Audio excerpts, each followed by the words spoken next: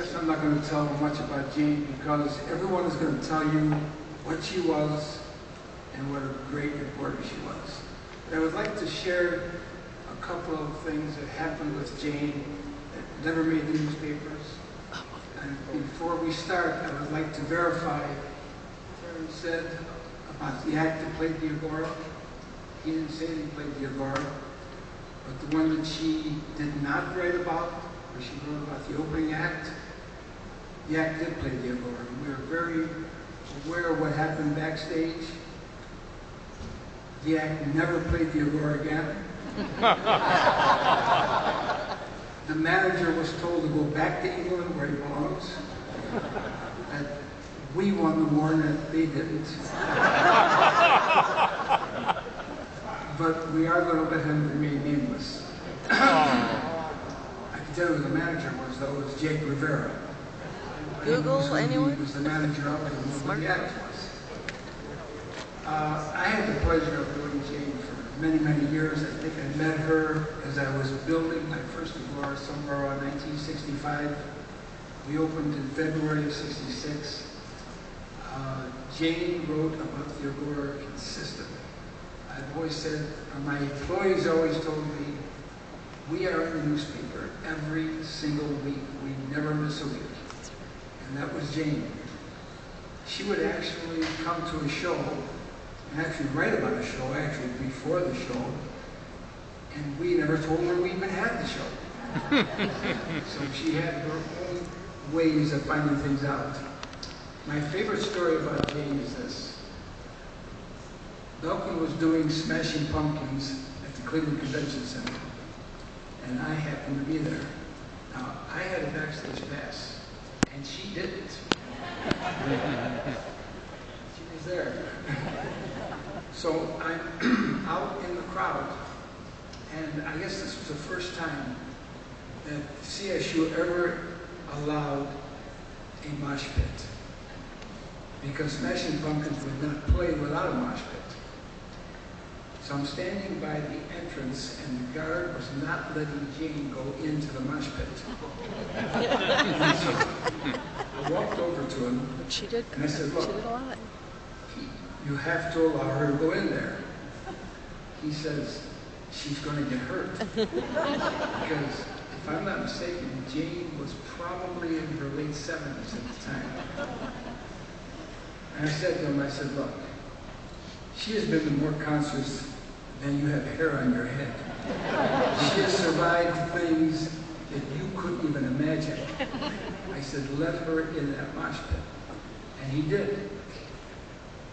And there went Jane, with pad and pencil, smack into the middle of it, walking all through it. I stood there to watch because I wanted to make sure she didn't get hurt. But that was Jane, right on the mosh pit.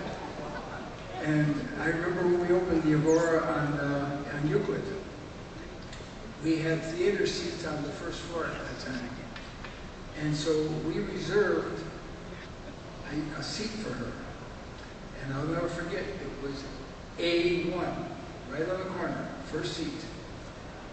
When she came to the concert, she told me, I said, this seat is always going to be yours.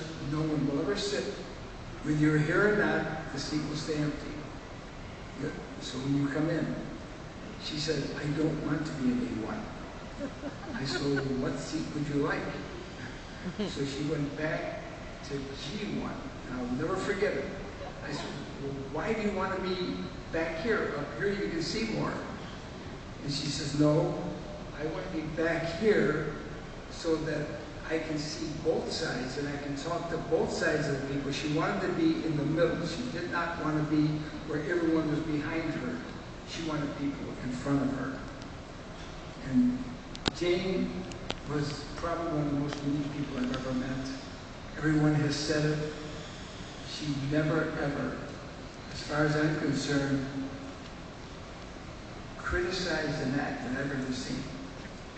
She did criticize the one guy because she just didn't write about it, which was great. But she had a way of looking, and I know I've talked to her many times about it, she had a way of going to a show, and either she liked the music or whether she didn't like the music. She she always wrote about the reaction of the crowd, because that crowd was having a good time. They loved this act, they loved that band, and that's exactly what she wrote about. She wrote about what was happening at the show. She actually, if you didn't go to the show and you read her column, it was being almost as if you were at the show. She never missed a beat. I want to thank the relatives of Jane for having her 90th birthday party at the Agora. It was really an honor to have her there. I watched Jane as she slipped away, and the guy that watched her the most, I guess, was Peanuts, because he kept all of us up to date on Jane daily on my Facebook. And I want to also thank you for that.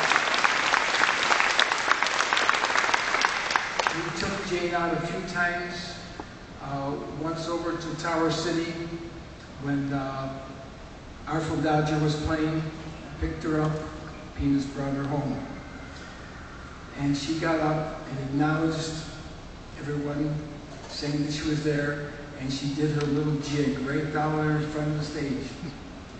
We also took her to Akron at the opening of Chrissy Hines' new place. The show that took place afterwards, and Peanuts took her home. Peanuts always took Jane home whenever somebody took her out. And like I said, he was a good friend, and he really took care of her at the end.